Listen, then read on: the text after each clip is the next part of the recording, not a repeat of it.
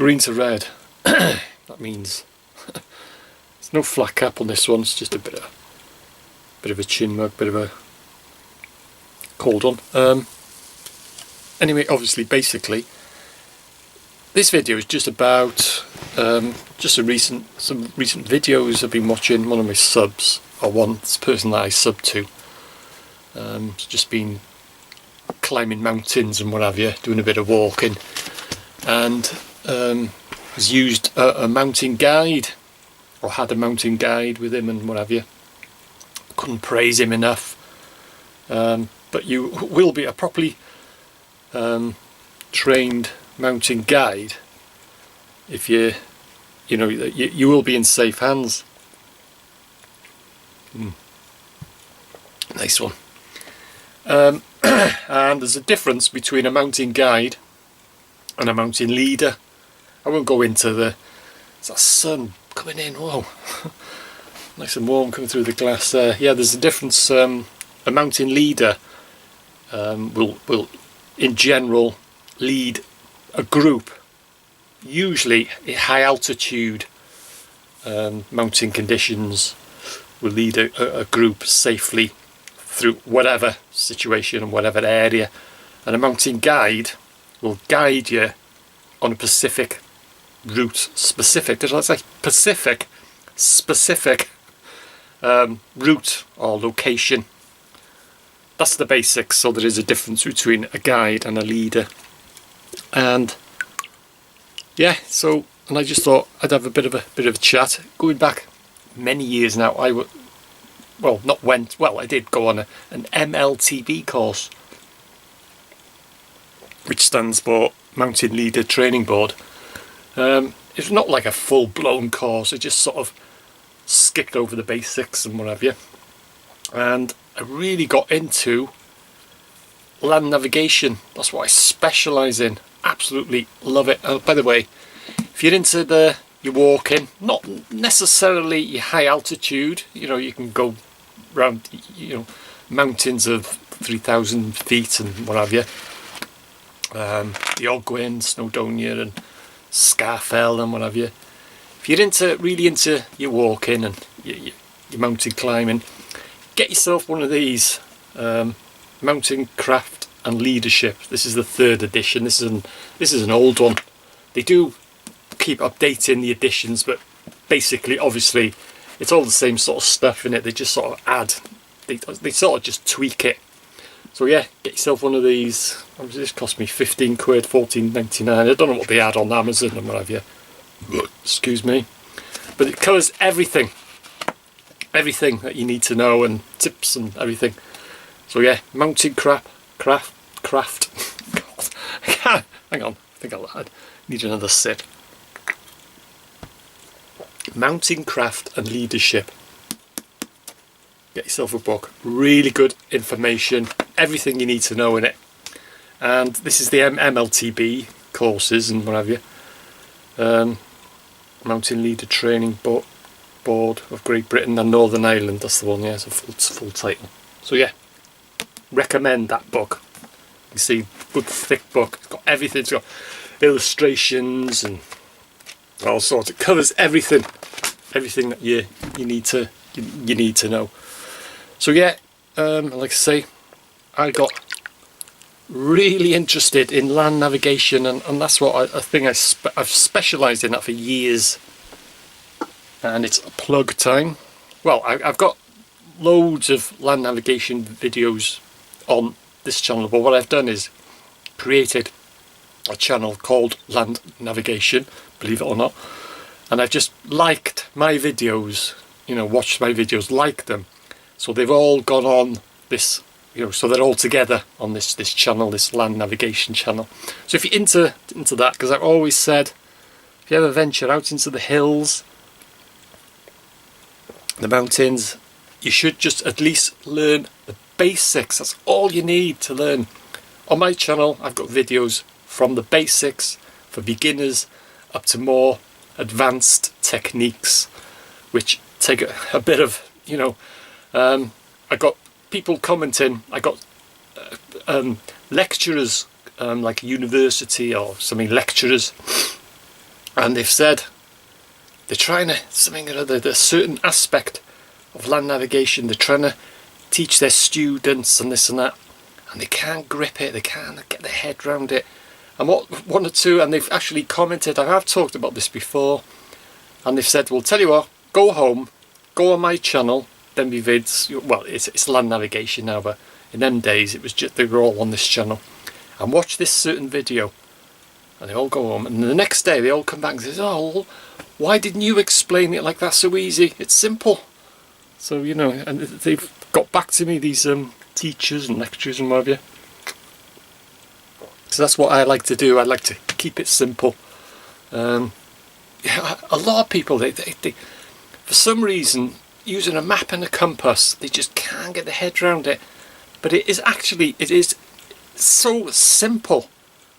And that's what I try and do, you know, in my, you know, how I, you know, my techniques and stuff like that. I like to keep it simple, trying to explain it in simple terms, and how simple it is. You know, if you've got your map and you've got your compass, when it's on the map, all it is a protractor. All it does is it's measuring angles and nothing else. That's all it's doing. When it's off the map, it's a direction finder, it's a navigational tool. But I won't go into all that. But I'll just show you, I think, going back many, many years, I think this is the very first compass that I bought. And I don't even know what make it is. I think it's a Gellert, actually. But yeah, I went straight in for a sighting compass.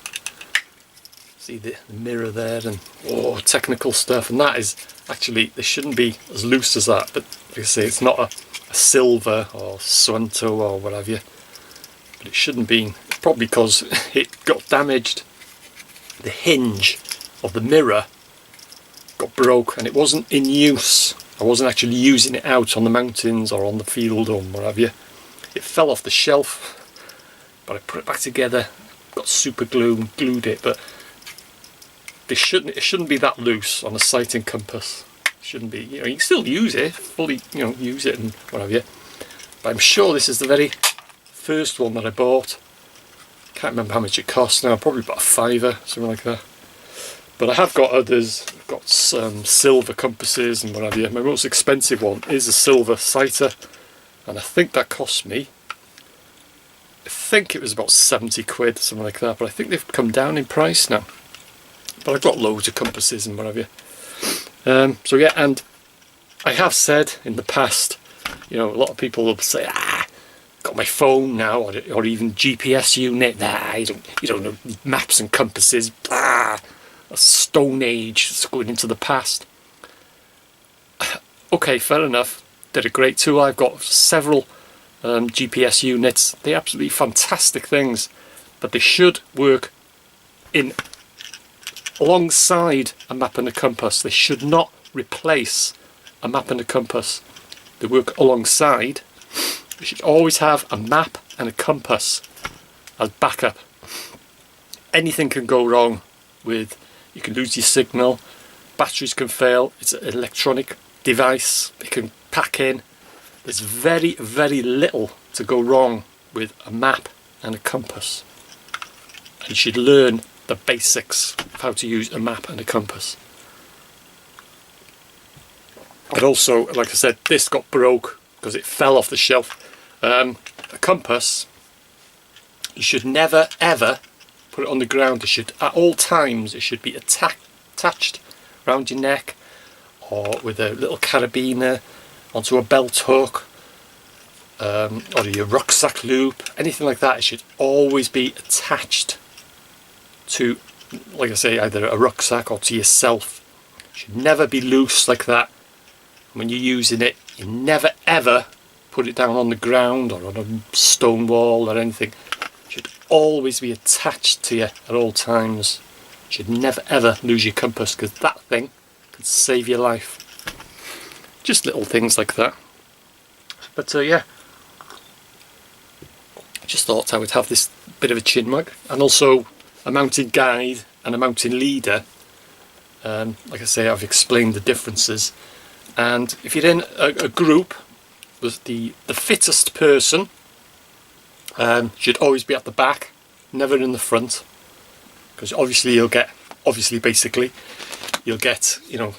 lot of people are more fitter than others. You know, there's people that walk fast. I've got a very, very fast walking rate, cadence they call it, something like that. Or cadence, is it? Cadence, I think it's pronounced. But I've got a fast walking rate. Other people will be slower. Probably one or two people may walk faster than me. But the fastest and the fittest person should always be at the back of the group. Just little things like that.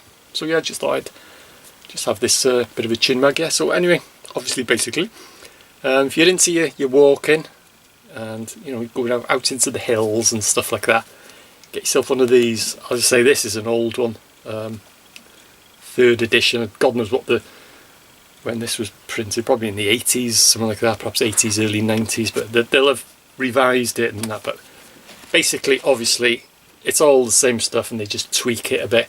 But get yourself one of these. Mountain Craft and Leadership. So yeah, that'll do me, I think. And I'm sure, like I say, that was the first compass that I bought. It's still usable today because I repaired it on the hinge there. Wait for the sighter, yeah. And with regards to your compass, what compass shall I buy? Basically, obviously, anyway, I wouldn't go for a sighter, I wouldn't go for a mirror compass. Just an ordinary base plate compass, but go for the best you can afford. That's the only advice I can give you. What you can afford, the best you can afford. The more you pay, the better the compass. And it'll have 1 or 2 extra features on it and stuff like that. As for a make, I would highly recommend a silver compass. And that's all I can say with regards to what compass you should buy. Just get the best you can afford. So that's it. Hope that's a bit of interest, and just thought I would share that with you. And I'll see you guys in the next one.